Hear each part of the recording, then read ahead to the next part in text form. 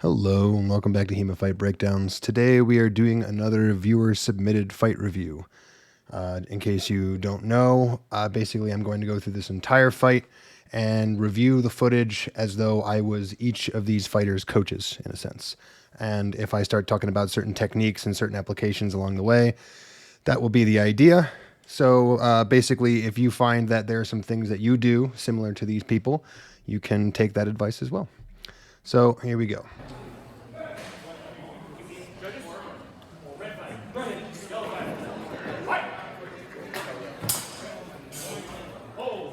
All right, first exchange, just mutual hand shot. I don't think there's much to talk about on this one. We're going to skip the judge's deliberation there.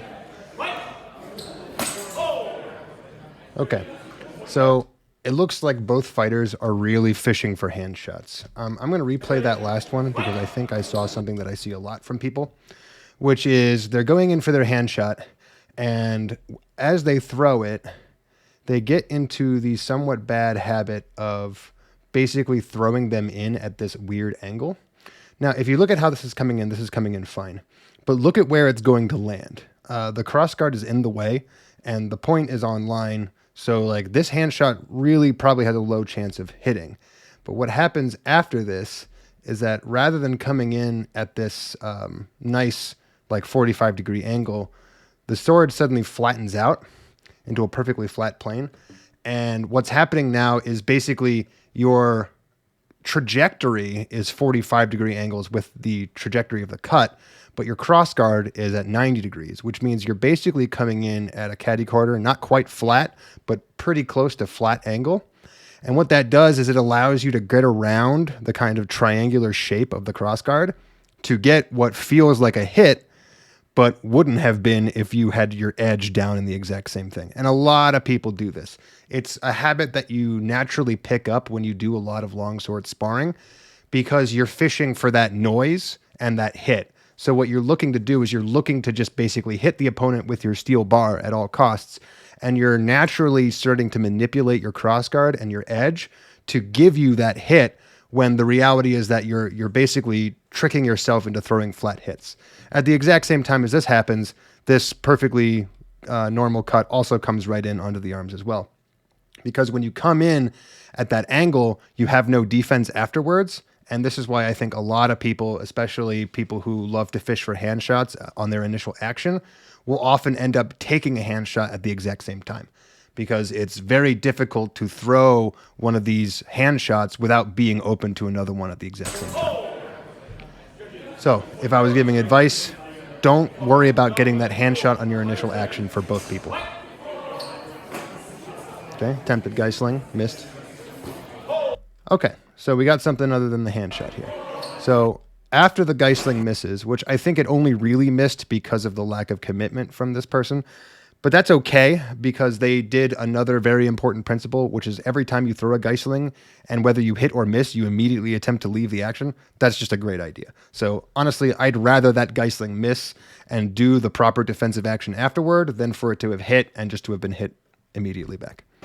But after that, we have a plow versus plow scenario. And one piece of advice I'd give to this fencer is that if your plow, when you're in your plow, your point isn't towards your opponent, it's not doing you any favors. You're basically giving yourself the worst of both worlds from a vom tog where your point is up out of the way and from a plow where your point is forward. Because in this particular position, your arms are open because your tip is too high and it's raised your hands. And because your tip is not forward, it's not presenting the threat of the thrust.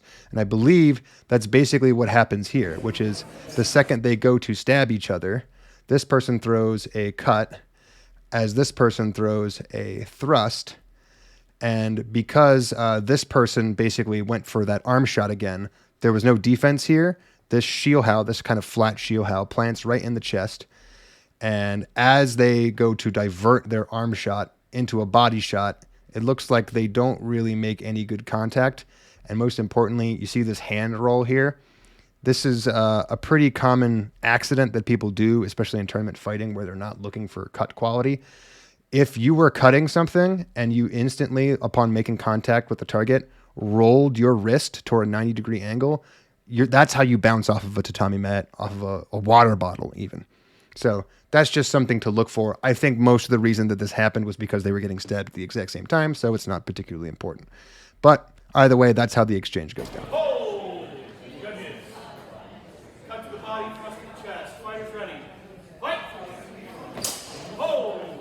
More hand shots coming in from above in that Vomtog position. Not terrible. They're saying it was a double hand shot. Let me back that up a little bit. Yeah, I don't really see much of a hand shot from the person on the right here.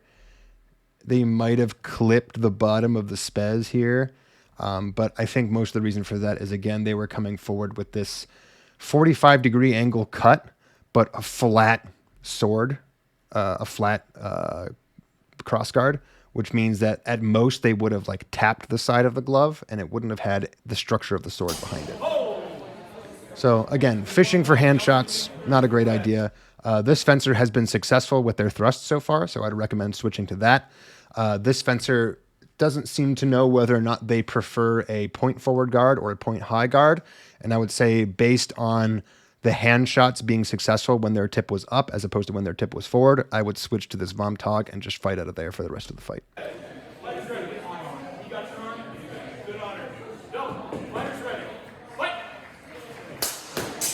Okay, decent exchange. Tap of blades in the middle there as a non-committal strike, baiting out the parry.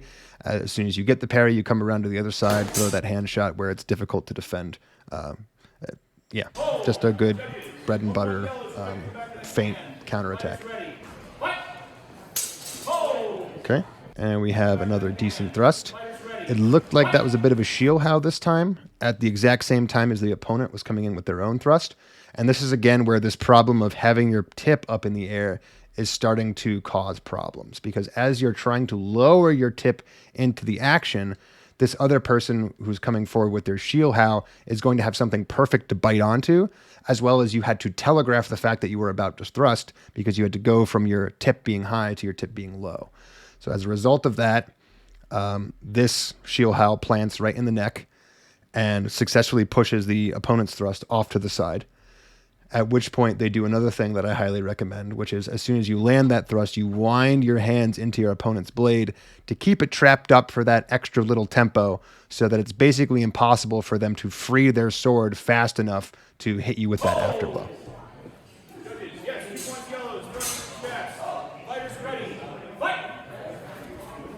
Another attempted.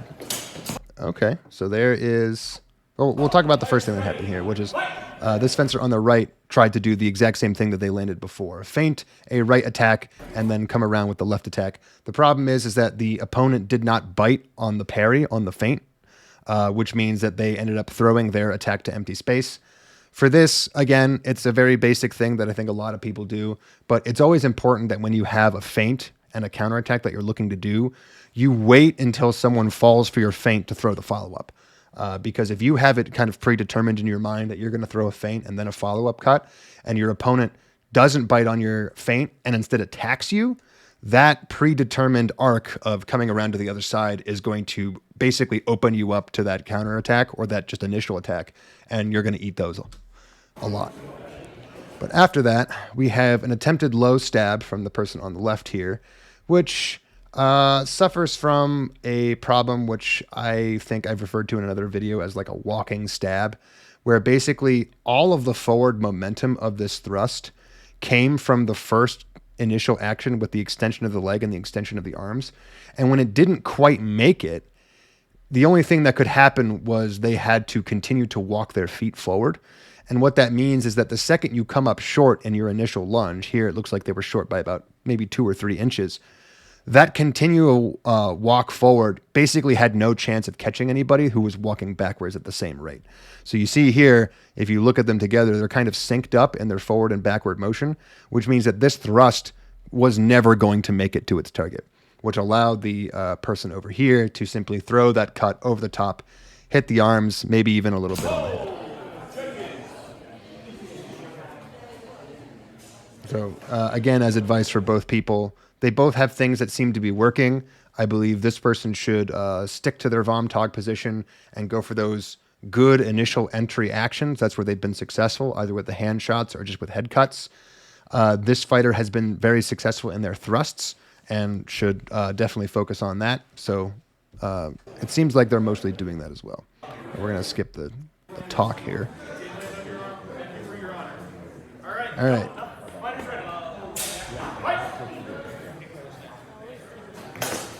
Another attempted Geisling that I thought hit the floor. Let's watch where that goes. Pretty decent crossguard alignment on this Geisling. And there's... Oh no. It does not hit the floor. It instead hits the very, very tip of this person's pinky toe. And then gets a real decent bend out of it. Okay, well, that explains this. Yeah, that probably hurt a lot. All right, we're going to skip the attempted determining of whether or not that pinky toe exploded. All right, they're still friends. Good. 'Cause that probably hurt a lot. Okay, double thrust, but it looks like red might have missed a little bit. Let's watch that again for a second. So this is another thing that I see people do when they're thrusting, is that they will cross over to their opponent's offside without making any real adjustment as to whether or not the person is also stabbing at the same time. So we see this initial bind here where it's outside to outside. I believe if they had both thrusted from here, they would have just both missed. But I believe what happens in a second is, yeah, see, this person attempts to change underneath the other person's thrust, right as this person, I think, perhaps inappropriately raises their tip back up again to go for that shield how, which was kind of unnecessary. The point was already online. But it's specifically this change under here that results in this missed thrust. Basically, I think a lot of people, when they're going for their thrust, they do not economize their motion, and they try to do way too much with their tip to be confusing. And all it really results in is that this person basically changes sides twice and ends up missing the thrust by accident. This person gets theirs in, despite the fact that they sort of interrupted their own tempo by pulling up what would have been a normal thrust here to go for the Shiohao. See, like if you go back a couple frames, the point here is already online with the target. You don't need to raise your tip to give yourself the momentum to throw a Shiohao. You're basically just kind of wasting your own time and telegraphing what's happening. I would say that it's pretty much pure luck that this didn't end in a double stab, because if it wasn't for the fact that this person had changed their line maybe one too many times for no particularly good reason, they would have landed that stab most assuredly right into the chest. It also probably would have hurt. Red's thrust misses to the side, yellow planted. All right, see one more. Looks like this is going to be the last exchange. Oh, same thing again. So let's see if we learn from the last one here. Tip is online. Opponent is changing their line a little frequently. We have this same telegraph where they raise their hands up to go for that Shiohao, while this stab stays very much in line and goes straight in. And honestly, I don't really know why this misses, other than a little bit of bad luck and perhaps a somewhat skinny opponent. But it just by the tiniest margin misses. And that even looks like it might be tipped, which means it would be a little bit sticky towards the Gambison. So yeah, same basic thing. If I would tell something for both, this person needs to stop telegraphing their stabs by raising their tip and kind of going for a Shiohao motion. It's basically taking away their ability to meaningfully get in that offensive line. I think they probably have a lot of success with it because that initial tip going up allows them to come back down over the guard and kind of utilize the flexibleness of these swords to kind of sneak in over the top. What I would tell them to do is don't be afraid to throw thrusts that you know are just going to get bound up, because an important facet of any thrust-centric game is knowing what to do when your opponent parries. If you put too much focus on kind of sneaking your thrust around the guard, what you're basically doing is you're giving up all of your defense just to land. And again, in this particular instance, it was pure luck that this didn't result in another double stab, because there was really nothing here that was protecting this fencer from that oncoming stab. This fencer, I think, just had a little bit of bad luck twice in a row and didn't quite get that point online. I wouldn't say they did anything wrong so much as they were not adapting to what their opponent was doing, and they were sort of waiting for them to go for the thrust before they started some of their own. So if we watch this again, you see this tip online from this person, but they don't really start throwing their proper lunge until this person has already gotten their tip up in the air and has it coming back down. So I would tell this person basically just work on your lunge, try to get it a little bit longer, a little bit deeper, or to basically make sure that when you're throwing it up into this kind of target rather than down here, because that's another issue. If this had been thrown a little bit higher, they might have bound up better, and they might have both been able to utilize a follow-up and have stayed safe. And that's the last one. So yeah, some good fencing, a lot of interesting mechanics. There weren't really a lot of adjustments made to compensate for either fencer's fencing, but that's okay. Sometimes you don't really need to do that. And I believe that both fencers have something that they're good at that they can work on utilizing a little bit better. This fencer could maybe stick to their Vom-Tog a little bit more and work on their loop from there, because I think if they added a few more like ballistic Oberhaus or single time actions that come straight in, they would have been far more successful in defeating what this person was throwing, which was a decent amount of feints and hand hits, and then those shield house stabs.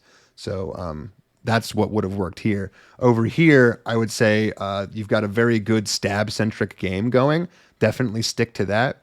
Try to get rid of that tell and that little bit of inefficiency in when you're in a plow guard and your point's already forward. Don't pull it back up for a stab. Make sure that you're really just driving that forward, and to make sure that you work on just thrusting into a bind sometimes that you know you're going to lose, so that you always have those follow-ups in mind. All right, that's going to be it for today. If you would like to see your own fight featured and reviewed on the channel, you can send me a link or a video file to HEMAFightBreakdowns@gmail.com, and I hope to see you next time.